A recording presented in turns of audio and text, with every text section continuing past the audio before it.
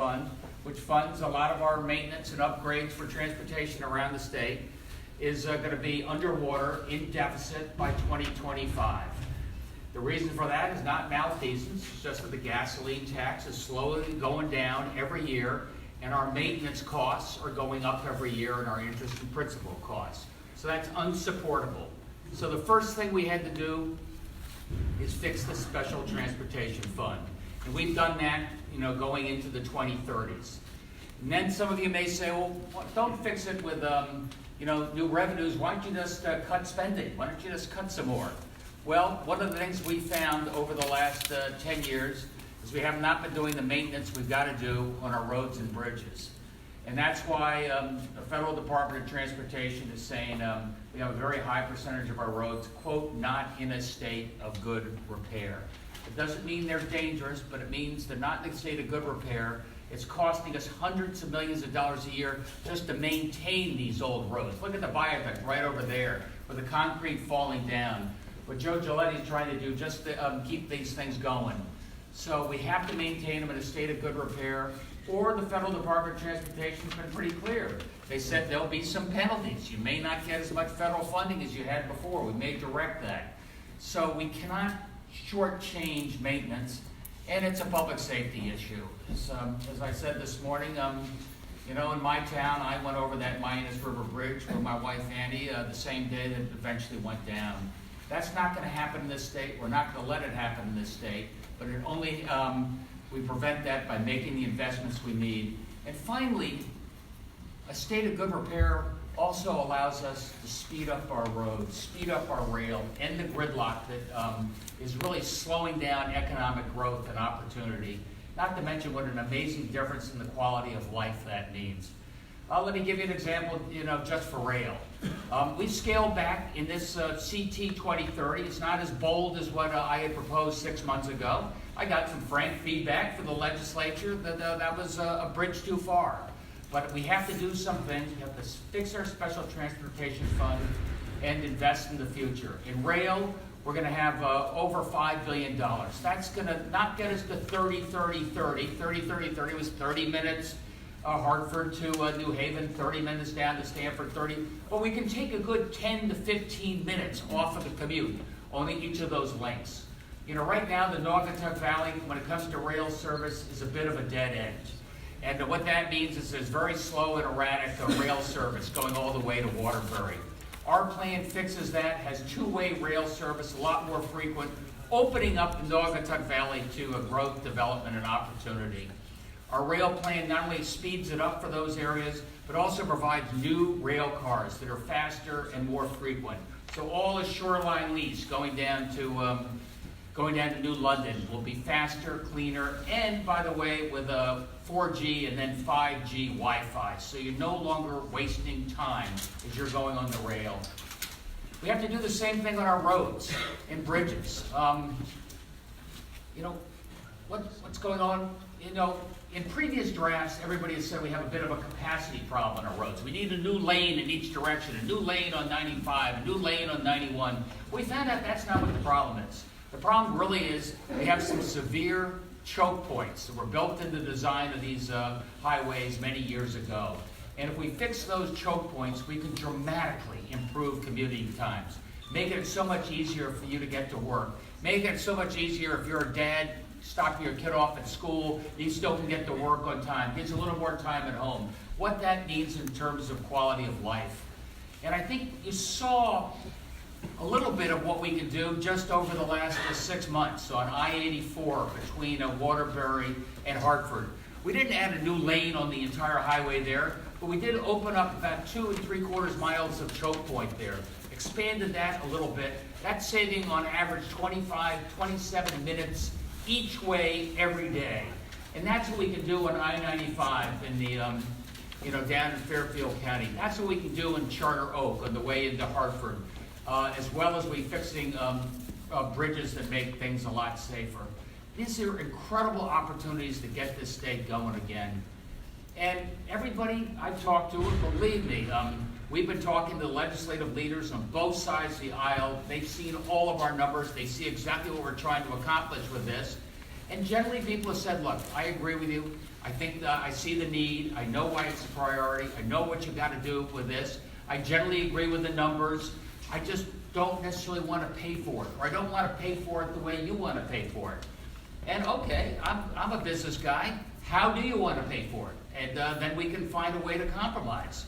Well, right now, there's two plans. One is called Prioritize Progress, which is $700 million a year in additional borrowing. I think that would, that's not suitable when it comes to the Department of Transportation down in Washington. They want independent, reliable revenue stream, and nor can we just borrow our way out of this mess. That's been a failed policy of this state for many, many, many years. I'm listening for other ideas, and if the legislature has a better idea on how to pay for it, I'm all ears. In the meantime, I think you know, and if you go to CT 2030, you'll be able to see exactly all the projects we've got, when they're scheduled to come online, what that means in terms of your commute by car, what that means in terms of your commute by rail. We've got 14 bridges that we're going to repair and get them up to speed. We have a user fee on each of those 14 bridges. That user fee is tied to the TIFIA federal loan that we get. And all the money from that user fee goes to pay off the federal bond. It's historically cheap money. It's 2% or less. This is an historic opportunity to take advantage of where we are in the financial markets. And more broadly, it's a historic opportunity for us to turn around the state that's been not moving forward for a long time. And I think it does it in a fiscally responsible way, so we keep our fiscal house in order, and it also makes sure that our transportation system is ready for the 21st century in a way that you can count upon. I'm going to be hanging around to take any questions you've got, but who's up next, Susan? And up next is our great DOT Commissioner, Joe Giletti, who has been the architect of Connecticut 2030. Thank you.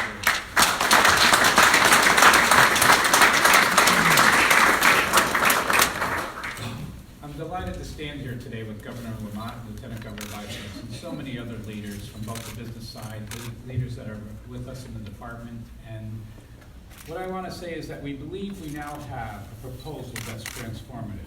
The governor started off by telling me the only way out of our problems here is to rebuild our infrastructure and make it work better.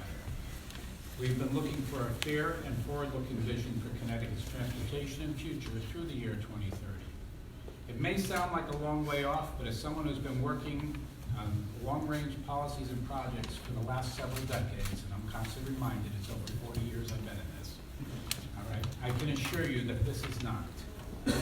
Our rail infrastructure is among the oldest, not only in the country, but among other places throughout the world. The earliest version of the New Haven line was serving Connecticut in the 1850s, so by 2030, when this plan is done, we'll be closing on 200 years of railroading service in our state. And some of those bridges that were put in under the McKinley administration. So when we talk about the highway bridges, it's even worse when we talk about the railroad bridges. Today, we are providing over 40 million passenger trips per year on the busiest line in the country, on the New Haven line. We've invested more than $4 billion in our rail system over the last 10 years in the form of new rail cars and other opportunities. On the bus side, I'm sorry, 1 second. Overhead power lines, new tracks, ties, double track, and new rail maintenance facilities. But our problem has been that we've piecemealed all of that. I've mentioned this before. We can't keep doing business this way. You can't start a catenary project 40 years ago and not understand what the impact of that has been. So when a governor turns to me and says, Joe, if we can't do 30, 30, 30, what can we do going forward? And that's what we've been looking at, is an honest evaluation of what can we do. As we unveil 2030, we are on the brink of investing billions more.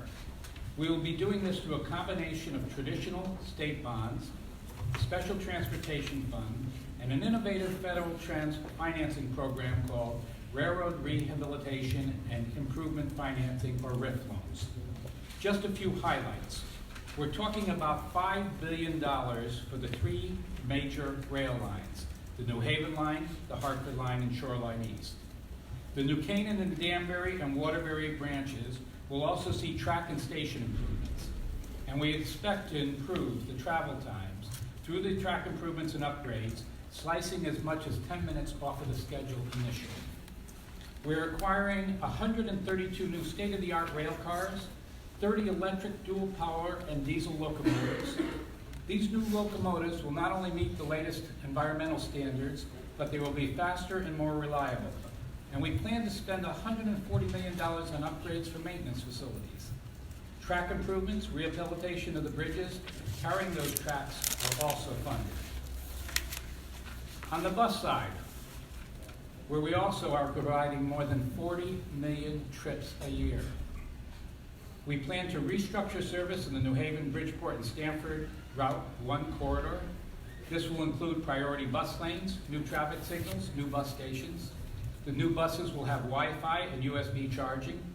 Diesel buses will be replaced with electric buses. And we also plan traffic signal upgrades. It's amazing that when I walk in that we don't have all of our signals coordinated into a central location, but that's part of what we're looking to go for.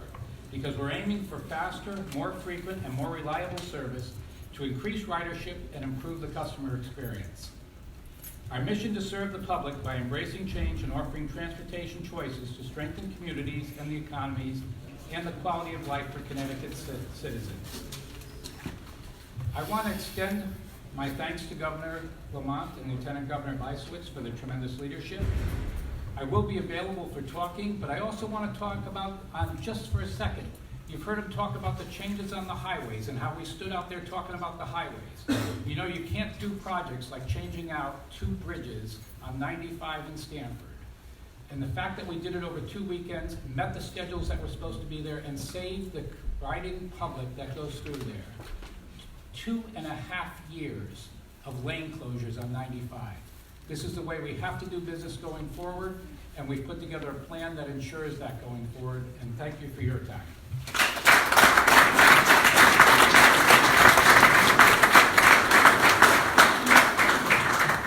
Commissioner, thank you so much. It is my pleasure to introduce the president of the AFL-CIO, which combined has a membership of more than 220,000 people in our beautiful state, President Sal Luciano.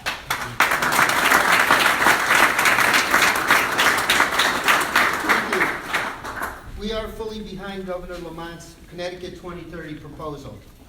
Fixing our infrastructure is not a partisan issue. That's why labor is standing with the governor and the business community today to call upon the legislature to summon the political courage to get this done. This proposal will lead to faster commutes and will clear up congestion on our busiest highways and bridges. With shorter commutes and more dependable travel, Connecticut will see increased productivity and economic growth. But what's more, it will directly create tens of thousands of jobs every year in a state that is lagging in job creation. Let's be clear. Everyone agrees that we need to get this done. Our highways, bridges, trains, and airports are all in need of urgent repairs or upgrading. How bad can it be? 57% of our roads that are eligible for federal aid are considered to be in poor condition. Over 33% of our bridges are rated structurally deficient or functionally obsolete. The main question is how we finance it. Well, you can raise taxes, you can borrow the money with interest, or you can charge user fees. The first 2 options fall exclusively on Connecticut residents. Connecticut 2030 is financed by borrowing money with exceptionally low interest rates and tolls where a significant portion will be paid for by out-of-state commuters. Now that seems to make sense to labor. Either we have Connecticut residents pay for all of it, or we get out-of-state residents to help foot the bill. Every other state in the East Coast has already figured this out. It doesn't matter if they're a red state or a blue state, controlled by Democrats or Republicans, every one of them have some sort of system for paying for these roads. And we have been assured by the Lamont administration that this work will be built using project labor agreements. That's important because it will protect taxpayers by eliminating costly delays due to labor conflicts or a shortage of skilled workers. PLAs are done on time and on budget, and they also ensure hiring is done locally and the next generation of construction workers are given on-the-job training. Connecticut 2030 is comprehensive, it's smart, and it's achievable. So let's get it done.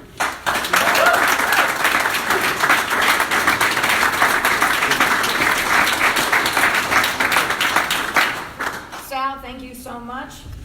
The governor and I have been very pleased to work in partnership with our state's business leaders, and it is my pleasure to introduce H. Darrell Harvey, who is the CEO of the Ashford Company in Stamford.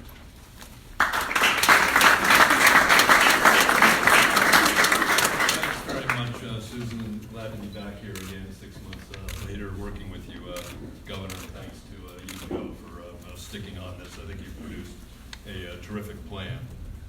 As Susan said, I'm Darrell Harvey, co-CEO of the Ashford Company, a real estate company based in Stamford, and we invest nationally. So we're frankly always comparing investing in Connecticut with its future to investing in other parts of the country where the growth is multiple times.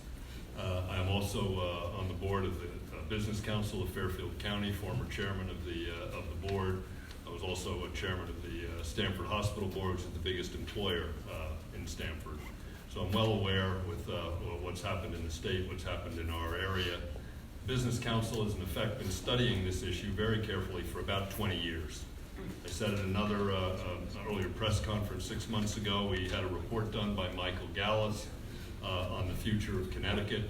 He said, if you don't fix, this is 1999, he said, if you don't fix your transportation system, your transportation infrastructure, Connecticut will become an economic cul-de-sac and you'll have no growth.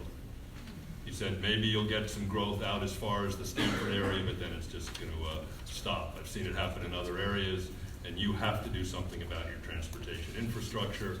In my view, that's exactly what happened. He was incredibly prescient in predicting that, and that was what kicked us off. Over the last 10 years, we've studied it even more intensely. Over the last 5 years, the Business Council has made fixing the transportation infrastructure one of its 2 top initiatives, the other being human capital and the growth of human capital in the state, and providing a workforce for all our businesses. And those 2 do tie together directly, because our single greatest asset, we believe, is our workforce, and we've got to be able to move it around. We believe this plan, conceptually, it's just come out. We're entirely in favor of it conceptually. It entirely aligns with all of our research on what needs to be done. We'd always love to do more, but this is a tremendous step. We think it has to be multimodal. We've learned that going back to Michael Gallas's time. We think mass transit is absolutely critical because of the way 95 operates in our area, so we've been very focused on rail. We were initially the people who came forward with the 30-30-30 program, got an outside consultant to come in and say, you can do this. Of course you can do it. It's done elsewhere around the world all the time, but you can do it, and you can do it in stages, and there's some early stages where you can spend some money very well and achieve a disproportionate result.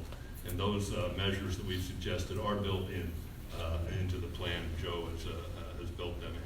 So from an employment point of view, for retaining businesses, for attracting businesses, we think the lifeblood of the state is its workforce, and we're hamstringing it right now. We're preventing it from moving around the state. And I'm talking over the whole state. We've got many more people trying to come down to our area for jobs. We lose people because they just can't stand the commute. Got to provide our shuttle services from the train because they won't get on the roads. If we can fix the trains a bit, you start freeing up the roads a bit, the changes that you're talking about, we're pinpointing the areas that really need. Everyone knows when they commute that they'll hit a certain spot and it just stops. You don't have to do the whole thing. Any commuter knows. You just can sit them down and have a focus group, and you know in no time it's that damn intersection at such and such. If you would just, excuse me for the language, that's just I've got a lot of frustrated employees, and so we're very aware of that, and we know that's happening elsewhere around the state. But simply put, we think we're preventing our greatest resource, our human capital, from being able to move around the state. And this solution for this, and I got to echo what you said, Sal, this has to be bipartisan. I mean, it's very hard watching politics play the role that it is on this issue. I said to someone earlier this morning, sort of like the foundation of your house. This is the foundation, this is the infrastructure of the state. We're way behind the rest of the country. We're way behind the rest of the world on this. When people come to your house, they don't drive in and say, God, you got a wonderful foundation there. You know, I really look at it, it looks fantastic. But boy, do they notice it if your foundation is gone and your house is starting to tip and so forth, and you've got to do something about it, or you got a major problem. Well, that's what we're facing right here. Let's play politics on other stuff besides our foundation of our state, the infrastructure of our state that allows the people to move freely within our state. It's, in our opinion, Business Council, it's the most critical thing that we could do to get this state going again. We hope we can do it, break through the political log jams on this. And the last point I'll make is, in studying it very carefully, because we are business guys, we look very hard at funding. I fund projects all the time in real estate. And if someone has a better way of funding it than this sort of plan, conceptually, the first plan was good also, as I supported that, we'd be very glad to know it. No one wants to spend the money on the foundation of their house because they're never going to get credit for it. But when you do it, you try and do it with the really quality labor, get it done properly, and finance it and pay for it as efficiently as you can. We cannot come up, as business guys, with a better way of financing these types of improvements than what the governor's plan is proposing. The best financing you can get is from the federal government. The way you get the finance, all the other states have figured this out, the way you get that is with a sustainable stream of income. I know that hurts, but that's the best way to fix the foundation of this state. So we're very much in favor of this. We look forward to working with you. And again, we please, legislative action we need to be able to release the greatest asset we have, which is our working capital, which is very stymied moving around. Thank you.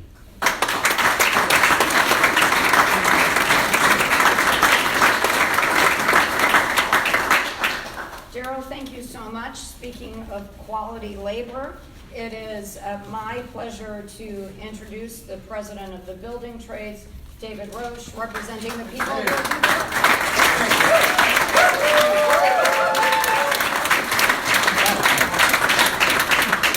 Thank you. Good afternoon. I'm Dave Roach, president of the Connecticut State Building and Construction Trades Council, and I represent close to 30,000 members and families in Connecticut.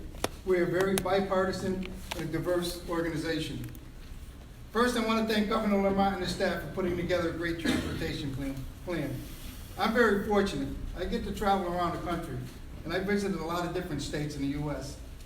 And I try to focus on best practices when I visit these areas. And one of the questions that always comes up to me is, how'd you do it? Where'd you start? And the answer was simple: planes, trains, and automobiles. Right? You have to have a transportation plan if you're going to kickstart an economy. It works all over the country. It's a proven fact.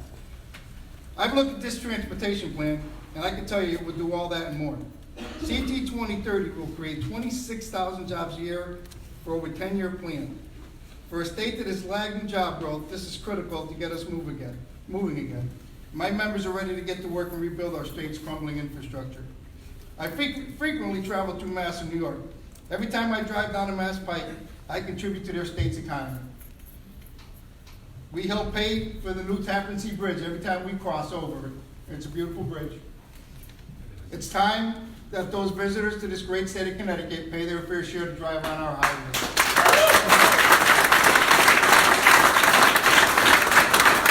I urge the residents of Connecticut to go to the CT 2020 website and look at it. If you want to talk about transparency, here it is. It's right in front of you. It's easy to see, it's easy to navigate. I've done it myself. This is a common sense approach that will address all the issues and concerns residents of this state should have. I'm asking the Connecticut elected officials, I'm asking you, put the party politics to the side. It's time to put us back to work. It's time to rebuild Connecticut. Stop telling the constituents what they want to hear and tell them the truth. Because that's what courage is, and that's what leadership is, and that's what Connecticut needs. Thank you.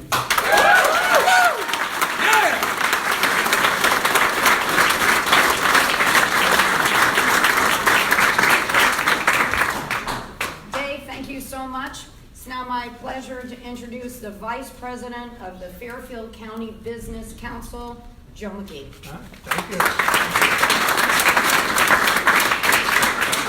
Standing here, I just had a thought. In politics, and this is fascinating, you've got labor, you've got business, and you have the governor all aligned. This is a big deal. And the reason this is a big deal and goes beyond party politics is because this is about our economic future. So let me just go back quickly. So I was Weiker's Commissioner of Economic Development in the 90s, right? It's a long time. That's what you and I got to get to know one another, which was interesting. In those years. Here's the deal.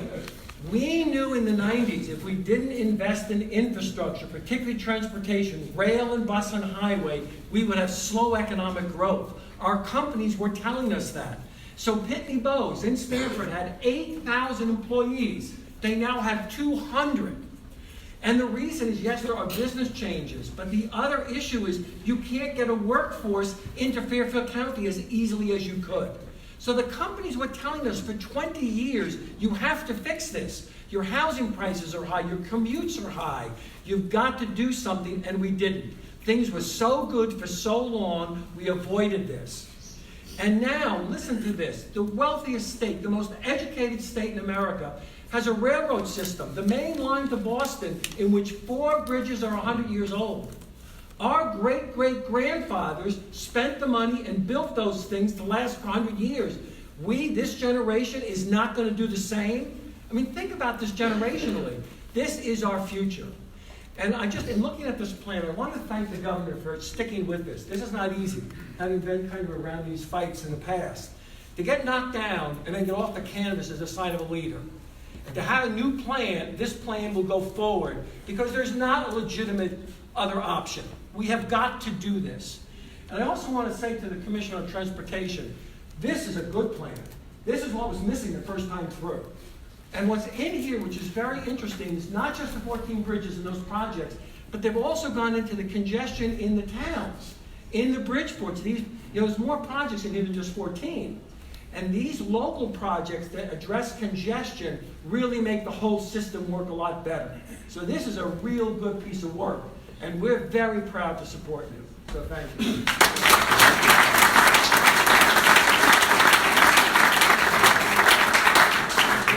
So we're now done with the formal part of our speaking program, and ladies and gentlemen of the media, you have all of these experts to answer your questions. Governor Lamont, Senator Fasano has told us that they're working on an alternative plan and that you have expressed openness towards receiving it. Is that accurate? I think that is accurate. My world, as long as the numbers add up and they're real, I'm ready to listen. And we've had good constructive conversations with the Senate Democrats as well as the Republicans. Right now, there's no other plan on the table. This is a plan that adds up and fixes the problems in front of us. And if they have another idea, time to bring it forward. But Governor, why aren't you proposing, at least I didn't see it, perhaps you are, the income tax break that you floated in July, I believe? Mainly because we have scaled this back in a dramatic way, and we've been very finite about what we can afford to do. I've got to fix the special transportation system. It's going under. I got to get our roads and bridges up to a state of good repair, and I got to clean up all these bottlenecks. Those are my 3 top priorities.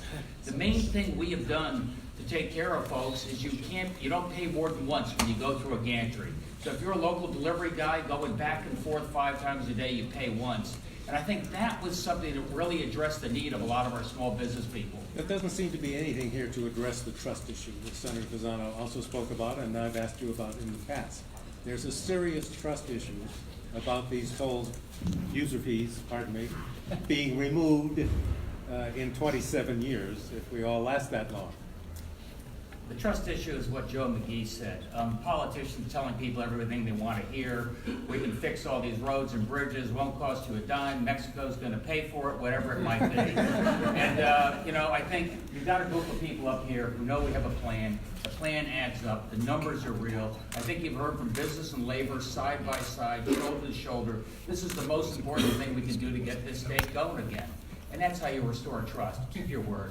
Have you done analysis of whether whether this new rate and whether the new locations for these gantries would push traffic to the local roads and cause congestion at the local level?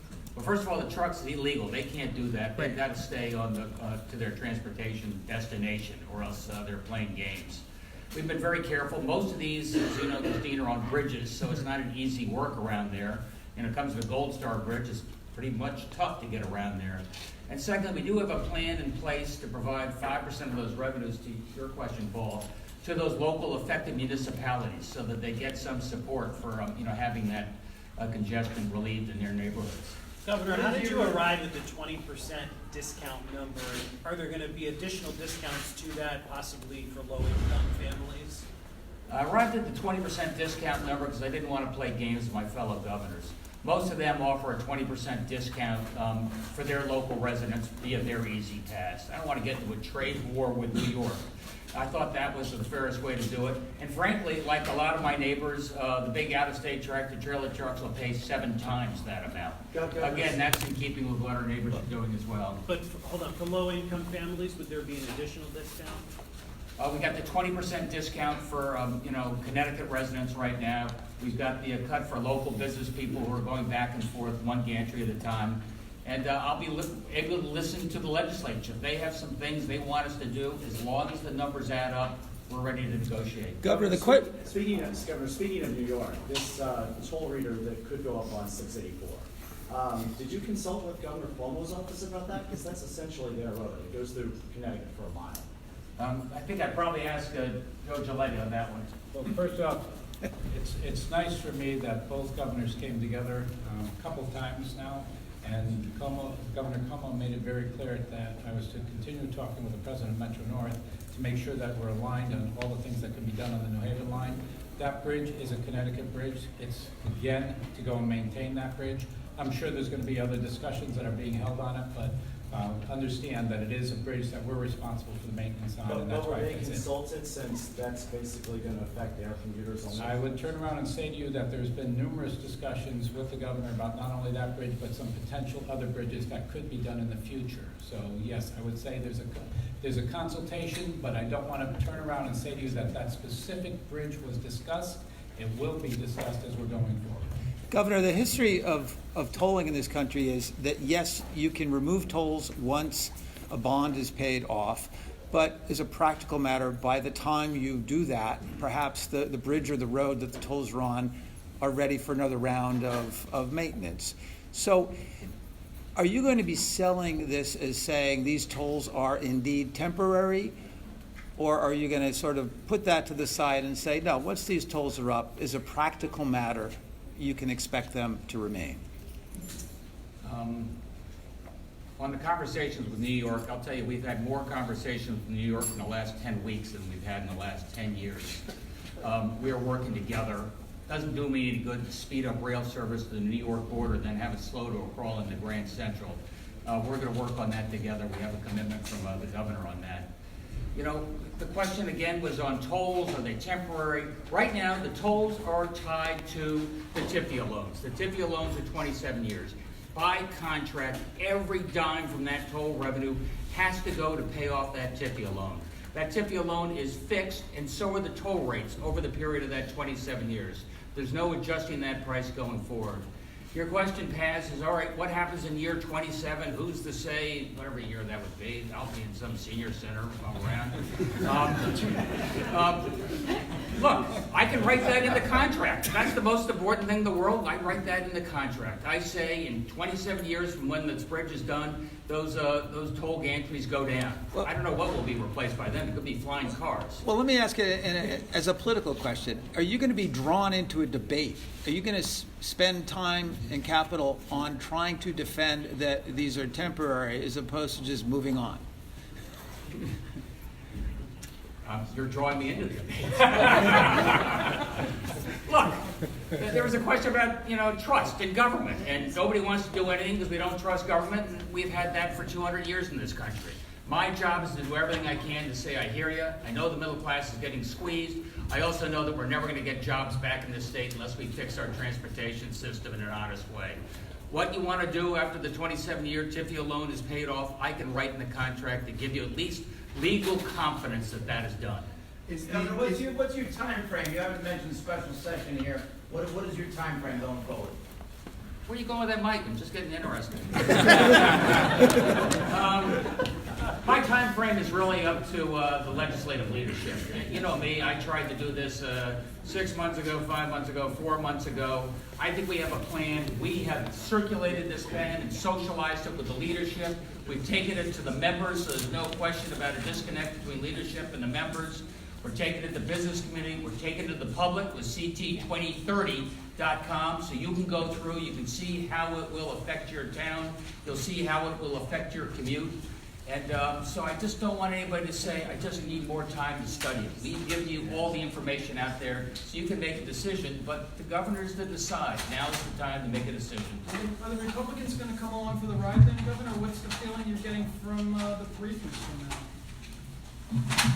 Any Republicans coming for the ride? Believe me. Enough Democrats coming for the ride? I'm trying. It's not an easy vote. They just assume this thing go away. They just assume that maybe we deal with it in 5 years. Look, that's been the MO for this state going back 50 years. But we are going to push these folks to make a decision. And as you know, I'm doing everything I can to make it bipartisan. It's too big a deal to turn this into a partisan football. And I think you got a bipartisan group standing here saying they know this is the best plan out there. So the question was whether there are any Republicans who've committed. Is that a no? I don't know if anybody's committed yet. But we are working every day, and I'm doing everything I can. Joe was ready in the spring, he said. So you need the legislative leaders, though, to agree to introduce this as legislation. I need their leadership on this, no question about it. And it's a lot easier and better for the state if we get bipartisan buy-in on this. But again, my only question to everybody is, if not now, when? And if you have a better idea, let me hear it. If you don't get bipartisan buy-in, are you pushing forward with it? I want to push forward with it. It's the best interest of the state of Connecticut. And this is how you get this state moving again. So I don't want to play the political games. I'm trying to do everything I can to folks on both sides of the aisle see this is the best alternative. Is the list of projects negotiable? Would you add a tolling location? Would you subtract a tolling location? Yes. So you're making that pitch to us here. Any plans to go around the state and sell this to the public? Yeah, absolutely. I've gone to labor meetings. I've been to the Chamber of Commerce. They're pretty tired of me down there at the Fairfield County Business Council. You again. But, I'm going to the public. I'm talking to the environmental community and letting them know what this means in terms of asthma rates along congested highways. I'm going to talk to all the mayors, so in each and every region, they will know how this affects their community, how this affects their region, how this affects their commute. That's what we're trying to do. Governor, can I go back to Matt's question about discounts? Just this year, to avoid an income tax increase, though, we have had a lot of smaller tax hikes that can hit the poor, car sales tax, plastic bag, prepared meals, and now we have tolls. Would you be willing to do something, whether it's expand the earned income tax credit or something to help the poorest of the poor cover maybe even a portion of the toll costs they pick up? Again, the same answer as before. As long as the numbers add up, I'm ready to sit down and negotiate this. The local share of the tolling that's mentioned in the plan, how precise is that? Is that the community in which a gantry is located, or is this a regional impact thing? How would that work? I think we're going to talk to the leadership and what's the best way to do it. Let's say you got the Gold Star Bridge. Gold Star Bridge is $350 million. It goes Groton, New London. So Paz, to that point, maybe that's something that's shared between those two communities. I don't have really fixed feelings on that. I have fixed feelings on the fact we have to fix our transportation system, do it in a way that numbers add up. So Governor, the toll rates, who sets them and what are the parameters of how and when they can be raised? I think my understanding is right now we're going to do it through legislation. Those toll rates are going to be set per legislation. It's 50 cents to $1 with a 20% discount. Those rates in turn will be tied to the construction bonds on the TIFIA loans. So we make sure we have enough of the toll revenue tied to those rates to pay off the bonds over 27 years. So who decides then if the rates go up? Is that some sort of commission or? Well, remember, the rates are done by contract. That contract is tied to the loans. There's no changing that rate during the period of that time. Well, these loans aren't a done deal. I mean, you gotta compete against other states, and after the presentation that was arranged for legislative leaders, we had a senator from Greenwich come out and say, we're not gonna get any of this money. All this money's gonna get sucked into the bridge tunnel project over in New Jersey. You know, this is. All I can this is tell you not is I gonna happen. guarantee you we're not gonna get any of this money unless we get our best foot forward, show how we're gonna pay for it, show what the design plan is, and get first in line. I can tell you that Len and Ryan have been down in Washington DC. They've talked to transportation. We've gotten some indications they're supportive of us doing this. And let's not waste this opportunity, guys. I'm 65. Never in my life have I seen interest rates as low as this. But you're gonna approve a tolling plan before you get approval for those loans, correct? I mean, if all goes well, you will have this tolling plan approved. I'll never get a loan approved by the federal government unless they know I've got a plan in place, the legislature signed up for it, and we know what the structure is gonna be. Hey, guys, I think we're. Will this be contingent, though, on you getting the federal loans? Will the legislation be constructed in a way that if the federal, low-interest federal money doesn't come forward, that the tolls plan does not also go forward? No, that doesn't make any sense, Paz, because I still got a special transportation fund that's going bankrupt in 5 years. I still have bridges that are in a state of incredible disrepair. So to me, to say I'm going to walk away from everything unless I get exactly what I want from the Federal Department of Transportation, that doesn't solve the problem. But your rationale for the tolls is you need a dedicated revenue source to pay off the TIFIA money. So if you don't have the TIFIA money, what then becomes the rationale for the tolls? That I saved the special transportation fund that goes underwater in 5 years. Governor, were the tolls? Ask somebody else a question. This is the commission. Yeah, go ahead. It's for the commission. Get the numbers guy. Would the tolls be the same price? Would the tolls be all the same price at all locations? No, or what would we're they actually vary? looking at, it'll vary based on the cost of the work that's being done there, and that's why we said between 50 cents and $1. And that's each way? Yes. With a But one- only one one time. trip and Well, a- once you go through, okay, everyone. No congestion pricing components? No, this is not a congestion pricing tolling. Yes, it But was. it's not. Thank you. Yeah, one